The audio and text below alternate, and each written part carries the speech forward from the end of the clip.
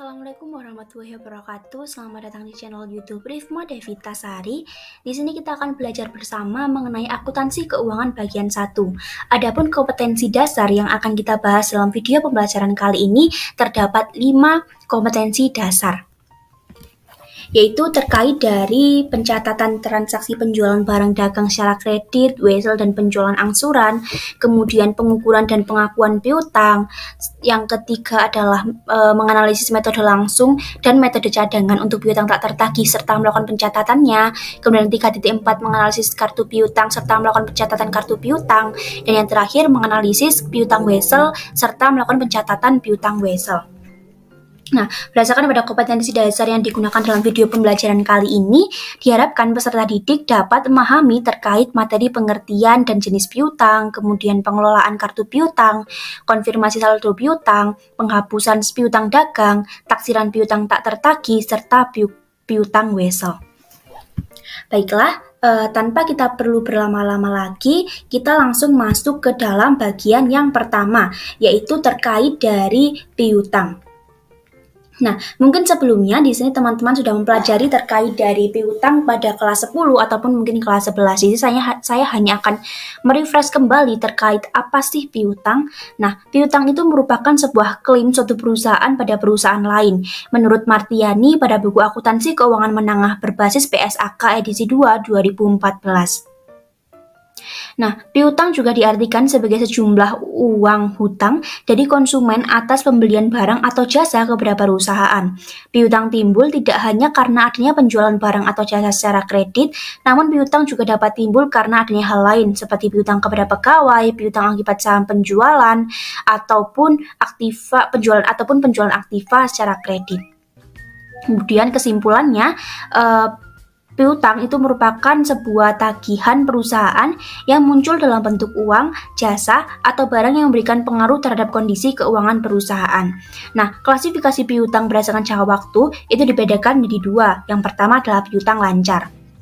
Piutang lancar merupakan piutang yang memiliki jangka waktu kurang lebih 1 tahun atau selama 1 siklus operasi berjalan. Contohnya piutang gaji, restitusi pajak, dan uang muka karyawan. Kemudian yang kedua adalah piutang tidak lancar. Piutang tidak lancar ini merupakan piutang yang memiliki jangka waktu lebih dari 1 tahun. Untuk yang kedua adalah jenis-jenis piutang. Nah, jenis-jenis piutang ini ada 3. Yang pertama adalah piutang usaha atau piutang dagang. Merupakan jumlah terutang oleh pelanggan untuk barang jasa atau untuk barang atau jasa yang telah diberikan sebagai bagian dari operasional bisnis normal. Piutang usaha diharapkan dapat ditagih dalam jangka waktu 30-60 hari. Jika jumlah piutangnya banyak, maka perlu dilakukan adanya pembantu kartu piutang sebagai pengendalian atas piutang usaha. Yang kedua adalah piutang wesel atau wesel tagih. Itu merupakan tagihan perusahaan yang didukung dengan adanya bukti tertulis yang disebut dengan surat wesel. Wesel tagih umumnya memiliki jangka waktu pelunasan 60-90 hari. Piutang wesel yang muncul karena adanya transaksi penjualan kredit disebut dengan piutang usaha. Dan yang ketiga adalah piutang lain-lain. Piutang lain-lain ini merupakan piutang yang mencakup semua tagihan yang tidak termasuk dalam kategori piutang usaha. Contohnya uang muka pembelian, piutang dividen, dan bunga, kemudian klaim dan juga tuntutan pengurangan pajak. Nah, untuk kebagian yang ketiga terkait pengelolaan kartu piutang. Nah, kartu piutang atau sering disebut dengan buku pembantu piutang atau Account Receivable Subsidiary Ledger merupakan buku pembantu yang berisi rincian terkait mutasi piutang perusahaan kepada pelanggan. Nah, di sini contoh format dari kartu piutang. Di sini saya mengambil contohnya. Nah, ini adalah contoh format kartu piutang. Di sini tertera nomor rekening, nama, alamat, kemudian lembar keberapa, syaratnya, batas kreditnya berapa. Di sini juga memuat informasi terkait tanggal, keterangan. Jadi keterangan ini kita ambil dari faktur ataupun bukti atau memo kredit dari perusahaan. Nah, kemudian di sini ada mutasinya itu berapa, debitnya berapa, kreditnya berapa, sehingga sampai menghasilkan sebuah saldo pada kartu piutang. Nah, untuk yang kembali ke yang sebelumnya, jadi terkait dari pengelolaan kartu piutang. Nah, pengelolaan kartu piutang ini dilakukan oleh Departemen Akuntansi bagian kartu piutang yang bertugas untuk mencatat mutasi pada masing-masing debitur secara periodik, sehingga dapat menghasilkan surat pernyataan piutang untuk dikirim kepada debitur, daftar saldo piutang yang memuat informasi mengenai saldo piutang tiap debitur pada tanggal tertentu, daftar umur piutang yang memuat informasi terkait piutang pada setiap debitur yang sudah dikelompokkan berdasarkan umur piutangnya. Nah, untuk yang selanjutnya terkait dari konfirmasi saldo piutang. Nah, konfirmasi saldo piutang ini merupakan sebuah surat pernyataan yang dibuat oleh perusahaan dan ditujukan kepada debitur dengan tujuan untuk memberitahukan mengenai kebenaran saldo piutang pada tanggal tertentu secara langsung kepada akuntan publik yang memeriksa ikhtisar keuangan. Nah, konfirmasi piutang ini dibedakan menjadi dua. Yang pertama adalah konfirmasi positif, yang kedua adalah konfirmasi negatif. Sesuai dengan namanya, kedua bentuk dari konfirmasi ini sangat berbanding terbalik. Jadi untuk yang konfirmasi positif ini merupakan konfirmasi yang dikirim oleh akuntan publik dan debitur, di mana debitur diminta untuk dapat membalas konfirmasi tersebut kepada akuntan publik baik setuju atau tidak setuju. Debitur yang menerima surat konfirmasi ini umumnya debitur yang tidak memiliki kepastian terkait kesalahan akibat dari hasil penilaian SPI atau sistem pengendalian internal yang lemah, dan debitur yang memiliki saldo lebih besar daripada total piutangnya. Dalam konfirmasi saldo positif, debitur merupakan perusahaan, bukan orang pribadi. Kalau yang dikonfirmasi negatif itu merupakan konfirmasi yang dikirim oleh akuntan publik ke debitur, di mana debitur itu diminta untuk membalas konfirmasi tersebut secara langsung kepada akuntan publik apabila konfirmasi tersebut disetujui. Jadi kalau yang dikonfirmasi positif tadi, setuju tidak setuju, debitur harus mengirimkan atau harus membalas konfirmasi tersebut. Namun kalau yang dikonfirmasi negatif itu debitur diwajibkan untuk membalas konfirmasi tersebut apabila debitur tersebut setuju dengan surat konfirmasi tersebut. Nah, debitur yang dikirimi surat konfirmasi negatif ini merupakan debitur yang secara hasil penilaian sistem pengendali internalnya itu bagus, kemudian debitur yang memiliki saldo relatif kecil daripada piutang, serta dalam konfirmasi ini debitur itu terdiri dari orang pribadi, bukan sebuah perusahaan. Nah, jadi jenis surat konfirmasi ini yang pertama ada konfirmasi piutang akhir tahun. Itu merupakan surat konfirmasi yang memberikan informasi kepada pelanggan terkait saldo akhir bulan tertentu. Kelemahan konfirmasi ini adalah debitur tidak dapat menelusuri penyebab adanya perbedaan saldo piutang apabila jumlah saldo piutang yang diinformasikan tidak sama dengan piutang menurut debitur. Yang kedua adalah konfirmasi satuan piutang. Nah, merupakan sebuah surat konfirmasi yang memberikan informasi kepada pelanggan terkait saldo awal bulan, mutasi dalam bulan yang bersangkutan, dan saldo akhir bulan. Pembuatan konfirmasi ini dilakukan bersamaan dengan proses pencatatan transaksi kartu piutang. Untuk jenis yang ketiga adalah konfirmasi faktur yang belum terbayar. Nah, konfirmasi faktur yang belum terbayar merupakan surat konfirmasi yang memberikan informasi kepada pelanggan terkait faktur yang belum dibayar sampai dengan tanggal jatuh tempo yang telah ditetapkan. Nah, di sini pastinya teman-teman masih belum memiliki bayangan seperti apa sih contoh surat konfirmasi piutang. Nah, di sini saya mengambil contoh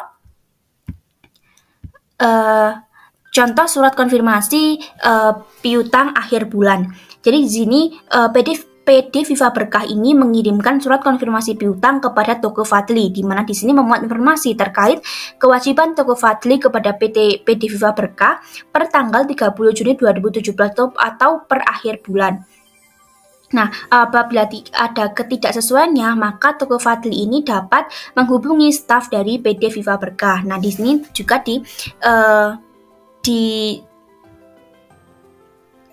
tampilkan terkait dari kewajiban Toko Fadli sebesar 76 juta kepada PD Viva Berkah. Baik, di sini saya akan melanjutkan penjelasan mengenai penghapusan piutang dagang. Nah, penghapusan piutang dagang timbul karena adanya piutang yang tidak dapat ditagih oleh perusahaan. Untuk itu, seringkali perusahaan itu mencoba memindahkan atau meminimalkan resiko atas tidak tertagihnya piutang ke perusahaan lain. Terdapat dua metode yang digunakan untuk menghapus piutang dagang yang tidak dapat ditagih. Yang pertama adalah metode penghapusan langsung. Nah, metode penghapusan langsung ini merupakan metode pencatatan kerugian piutang yang secara langsung mengurangi jumlah piutang perusahaan pada saat piutang dagang dinyatakan tidak tertagih sebab debitur mengalami kebangkrutan. Maka, kerugian piutang akan dicatat sebagai beban pada posisi debit dan piutang usaha pada posisi kredit. Besaran nilai kerugian piutang yang dihapus merupakan nilai asli dari piutang debitur. Yang kedua adalah metode pencadangan. Metode pencadangan ini merupakan metode pencatatan kerugian piutang tidak tertagih yang tidak secara langsung mengurangi piutang perusahaan. Kalau yang penghapusan langsung itu secara langsung mengurangi jumlah piutang perusahaan. Kalau di metode pencadangan itu tidak secara langsung mengurangi piutang perusahaan. Dan dalam pencatatannya, kerugian piutang tidak menunggu debitur sampai dinyatakan benar-benar tidak mampu membayar, melainkan dilakukannya estimasi jumlah piutang yang kemungkinan tidak akan dibayar oleh debitur pada periode akuntansi. Nah, adanya resiko atas tidak tertagihnya piutang dagang dari penjualan kredit menyebabkan perlunya estimasi dengan membentuk cadangan penurunan nilai piutang setiap akhir periode akuntansi. Nah, berikut terkait dari perbedaan metode penghapusan secara langsung dan metode pencadangan atau metode penghapusan tidak langsung. Nah, di mana teman-teman bisa melihat pada tabel yang ada di sisi kanan, kerugian piutang yang tidak tertagih pada metode penghapusan langsung itu dicatat pada periode penerimaan piutang berdasarkan jumlah piutang yang dihapuskan. Kalau di metode penghapusan tidak langsung, itu kerugian tak tertagih itu dicatat berdasarkan taksiran melalui jurnal penyesuaian dengan debitnya beban kerugian piutang, kreditnya adalah cadangan kerugian piutang. Nah, untuk setiap penghapusan piutang langsung, pada metode penghapusan langsung dan juga metode penghapusan tidak langsung, itu sama-sama di jurnal atau dicatat pada akun kerugian piutang dengan debitnya beban kerugian piutang, kreditnya adalah piutang usaha. Nah, terkait dari pernyataan kesanggupan debitur untuk membayar piutang yang sudah piutangnya dihapuskan, itu baik di metode penghapusan langsung maupun di metode penghapusan tidak langsung, itu sama-sama mencatat piutang usaha di debit, kreditnya adalah beban kerugian piutang. Nah, ketika penerimaan pembayaran dari debitur yang menyatakan kesanggupan membayar itu dicatat dengan jurnal kas di debit, kreditnya itu beban kerugian piutang, itu pada metode penghapusan langsung. Kalau yang di metode penghapusan tidak langsung itu dicatatnya dengan debitnya kas, kreditnya adalah piutang usaha. Nah, kemudian di metode penghapusan langsung, jika debitur yang sudah dihapuskan itu datang dan langsung membayar kewajibannya, maka dicatat dengan debitnya itu kas, kreditnya adalah beban kerugian piutang. Sedangkan di metode penghapusan tidak langsung itu dicatatnya adalah kas di debit, sedangkan kreditnya adalah cadangan kerugian piutang. Nah, baik, untuk yang selanjutnya ini terkait dari taksiran piutang tak tertagih. Nah, taksiran piutang tak tertagih itu merupakan taksiran piutang tak tertagih itu ditujukan untuk mempertimbangkan beban yang berkaitan dengan penjualan kredit, sehingga laba atau rugi dari secara periodik itu menggambarkan ketelitian dan keadilan. Selain itu, adanya taksiran ini dapat memberikan estimasi terkait nilai piutang usaha yang dapat direalisasikan di masa yang akan datang. Nah, pendekatan yang digunakan dalam menentukan kerugian atas piutang tak tertagih ini adalah yang pertama, itu ada pendekatan rugi laba, yang kedua adalah pendekatan neraca. Nah, untuk pendekatan yang pertama, pendekatan rugi laba, itu secara konsep, kerugian piutang itu dihitung berdasarkan pada penjualan kredit. Namun dalam praktiknya dapat dihitung dari penjualan secara bersih.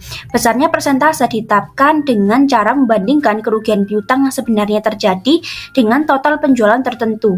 Nah, jumlah taksiran piutang tak tertagih ditetapkan berdasarkan jumlah penjualan dikali dengan persentase yang sudah ditetapkan. Nah, contohnya, pada buku besar PT Jaya Abadi pada tanggal 31 Desember 2021 itu terdapat akun receivable itu debitnya adalah 500 juta, kemudian allowance for doubtful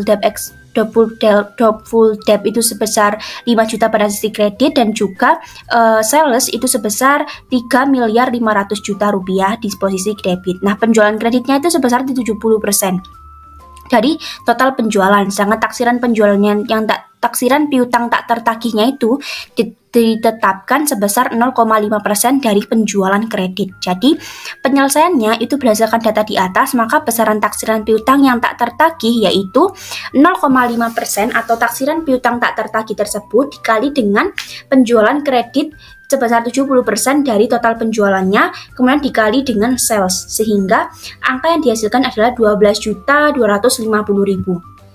Nah, diapakan angka 12.250.000 ini? Nah, angka tersebut akan di jurnal pada tanggal 31 Desember dengan jurnal debitnya bad debt expense sebesar 12.250.000 dan juga allowance for doubtful debt itu sebesar 12.250.000 juga. Nah, di bawah ini terkait dari gambar bentuk buku besar dari akun penyesuaian sudah dibuat tadi. Jadi di sini saldonya itu menjadi 14.250.000. Nah, kemudian untuk yang kedua itu adalah pendekatan neraca. Nah, pendekatan neraca ini berasal dari taksiran kerugian piutang tak tertagih itu dapat dihitung berdasarkan saldo piutang dengan cara yang pertama dinaikkan persentase tertentu dari saldo piutang, yang kedua dihitung berdasarkan analisis umur piutang, yang ketiga ditambah dengan persentase tertentu dari saldo piutang. Nah, metode cadangan digunakan apabila kerugian piutang yang biasa terjadi cukup besar jumlahnya. Yang perlu diperhatikan dalam penerapan metode ini adalah yang pertama, itu kerugian piutang tidak tertagih ditentukan jumlahnya melalui taksiran yang dibandingkan dengan penjualan pada periode akuntansi yang sama dengan periode terjadinya penjualan. Yang kedua, jumlah piutang yang ditaksir tidak akan diterima, dicatat dengan mendebit rekening beban kerugian piutang dan mengkredit rekening cadangan kerugian piutang. Nah, untuk yang ketiga, kerugian piutang yang sesungguhnya itu dicatat dengan mendebit rekening cadangan kerugian piutang dan mengkredit rekening piutang dagang pada saat piutang yang dihapus tersebut pada saat piutang itu dihapus dari pembukuan. Kemudian yang keempat adalah jumlah taksiran kerugian piutang ditetapkan berdasarkan saldo piutang dagang akhir periode dikalikan dengan persentase tertentu tanpa memperhatikan periode terjadinya piutang. Nah, untuk contohnya adalah pada buku besar PT Jaya Abadi pada tanggal 31 Desember 2021 itu terdapat akun piutang dagangnya adalah 900 juta, cadangan kerugian piutangnya itu kredit sebesar 6 juta. Nah, taksiran kerugian piutangnya itu ditetapkan sebesar 2% dari saldo piutangnya. Nah, berdasarkan data tersebut, maka besaran cadangan kerugian piutang dapat dihitung yaitu dengan 2% atau taksiran kerugian piutangnya tadi kan 2%, itu dikali dengan piutang dagangnya 900 juta. Jadi menghasilkan angka 18 juta rupiah. Nah, 18 juta itu akan di jurnal pada tanggal 31 Desember itu dengan debit yang beban kerugian piutang 18 juta, kreditnya adalah cadangan kerugian piutang sebesar 18 juta rupiah. Nah, berikut merupakan gambaran dari akun buku besar akun cadangan kerugian piutang di mana saldonya itu menjadi posisi kredit sebesar 21 juta, sedangkan pada akun beban kerugian piutang saldonya itu menjadi debit sebesar 15 juta rupiah. Nah, untuk pembahasan yang terakhir. Nah, pembahasan yang terakhir ini mengenai piutang wesel. Nah, di sini pastinya teman-teman juga sudah mempelajari materi ini pada kelas 10 ataupun kelas 11. Namun di sini kembali saya ingatkan, di sini saya hanya merefresh kembali ingatan teman-teman terkait dari materi ini. Jadi piutang wesel. Nah, wesel tagih ini kan merupakan janji tertulis untuk membayar sebuah utang tertentu pada tanggal tertentu di masa depan. Nah, wesel tagih itu dapat berasal dari penjualan, pembiayaan, atau transaksi lainnya. Wesel tagih bisa bersifat jangka pendek ataupun jangka panjang. Nah, piutang wesel ini dibedakan menjadi dua, yaitu yang pertama piutang wesel berbunga, yang kedua adalah piutang wesel tidak berbunga. Nah, untuk yang pertama yaitu piutang wesel berbunga. Piutang wesel berbunga ini merupakan piutang wesel yang tidak membebankan bunga kepada pihak debitur, sehingga pada tanggal jatuh tempo, jumlah yang diterima pemegang wesel ini sebesar nilai nominal atau nilai yang tercetak dalam lembar surat wesel. Contohnya, pada tanggal 1 Juni 2021, PT Nuansa ini meminjamkan uang kepada PT Citra dengan nilai nominal sebesar 50 juta. Atas pinjaman tersebut, PT Citra membuat surat pengakuan utang atau membuat sebuah wesel kepada PT Nuansa. Nah, wesel tersebut memiliki bunga sebesar 4% atau 12% per tahun dengan jatuh tempo 4 bulan. Maka, Jurnalnya adalah pada tanggal 1 Juni 2021 itu didebit piutang wesel sebesar 50 juta dan juga kreditnya adalah kas sebesar 50 juta. Namun ketika pada tanggal 1 Desember 2021 ketika kas tersebut diterima, maka jurnalnya itu debitnya itu kas sebesar 50 juta, kemudian kreditnya piutang wesel sebesar 50 juta, dan juga kredit lagi pendapatan bunga sebesar 2 juta. Nah, pendapatan bunga sebesar 20 juta ini dari mana? Maaf, mungkin di sini terdapat kesalahan di mana pada debit pada kas itu seharusnya 52 juta. Di mana 52 juta itu didapatkan dari nilai nominal piutang wesel yang 50 juta ditambahkan dengan bunganya. Nah, bunganya ini didapatkan dari 50 juta dikalikan dengan 12%, kemudian dikalikan dengan jangka waktu dari 1 Juni ke 4 bulan. Ini kan 1 Oktober. Jadi dikalikan dengan 4 dibagi dengan 12. Karena kan per tahun, jadi menghasilkan angka 2 juta, sehingga 50 juta tadi ditambah dengan 2 juta, akhirnya yang diterima pada tanggal 1 Oktober 2021 itu 52 juta, dengan piutang weselnya itu 50 juta, pendapatan bunganya itu 2 juta. Nah, untuk yang selanjutnya yaitu piutang wesel tidak berbunga. Piutang wesel tidak berbunga ini merupakan piutang wesel yang membebani bunga kepada pihak debitur, sehingga pada tanggal jatuh tempo jumlah uang yang diterima pemegang wesel itu sebesar nilai nominal ditambah dengan nilai bunga. Jadi contohnya itu pada tanggal 1 Januari 2021 itu PT Sekawan itu menjual barang dagangan kepada CV Megah dengan harga 1 juta. Nah, PT Sekawan ini menerima wesel bunga dengan jatuh tempo 1 Mei 2021. Nah, bagaimanakah pencatatan jurnalnya? Di sini kita dapat penyelesaiannya itu pada jurnal PT Sekawan itu pada tanggal 1 Januari 2021 itu dapat mendebit piutang wesel sebesar 1 juta dan juga mengkredit penjualan sebesar 1 juta. Nah, untuk yang 1 Mei itu PT Sekawan akan mendebit kas sebesar 1 juta dan juga mengkredit piutang wesel sebesar 1 juta. Nah, pada CV Megah itu pada tanggal 1 Januari 2021 itu akan mendebit pembelian sebesar 1 juta dan mengkredit piutang wesel sebesar 1 juta. Dan pada tanggal 1 Mei 2021 itu akan mendebit utang wesel sebesar 1 juta dan juga kasnya itu sebesar 1 juta. Nah, untuk yang terakhir terkait dari pendiskontuan piutang wesel. Nah, pendiskontuan piutang wesel itu merupakan pengalihan atau penjualan wesel sebelum jatuh tempo. Nah, apabila wesel didiskontokan, maka yang terkait menjadi pihak ketiga yakni pembuat penandatanganan wesel, bank atau lembaga keuangan lain sebagai pendiskonto wesel, dan pemegang wesel terakhir yang mendiskontokan wesel. Nah, apabila yang didiskontokan piutang wesel tersebut tidak berbunga, maka nilai jatuh tempo sebesar nilai nominal wesel. Namun, jika yang didiskontokan itu wesel berbunga, maka nilai jatuh temponya sebesar nilai nominal wesel ditambah dengan bunga selama umur wesel. Contohnya, yaitu sebuah perusahaan pada tanggal 26 Maret 2021 itu mendiskontokan piutang wesel. Nah, nilai nominalnya itu sebesar 1 juta, diskontonya itu 12%, tanggal piutang wesel 1 Maret 2021 dan jangka piutangnya adalah 2 bulan. Maka penyelesaiannya untuk hari kita harus menghitung hari diskontonya dari 26 Maret sampai 1 Mei kan 36 hari.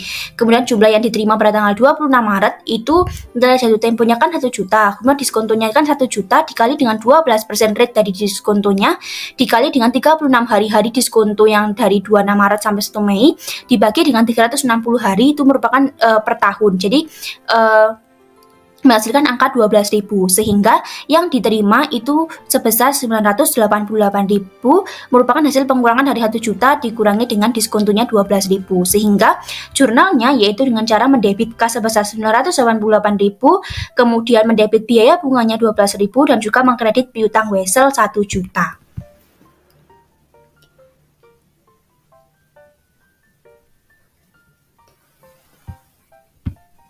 Nah, baik, cukup sekian penjelasan dari saya terkait materi akuntansi keuangan pada bagian 1. Untuk